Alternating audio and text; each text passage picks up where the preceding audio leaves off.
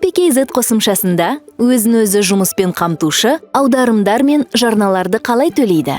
Заң бойынша, өзін-өзі жұмыспен қамтыған қазақстандықтар ай сайын табысының 4%-ын төлеуі тиіс. Оған мыналар кіреді: міндетті зейнетақы жарналары, жұмыс берушінің міндетті зейнетақы жарналары, әлеуметтік аударымдар, сондай-ақ әлеуметтік медициналық сақтандыру жарналары.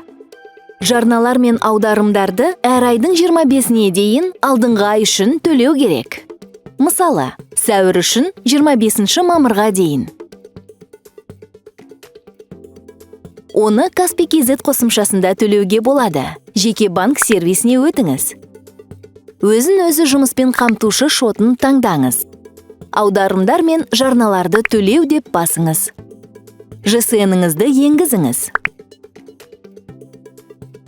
Экранда салық төленуі тиіс ай көрсетіледі.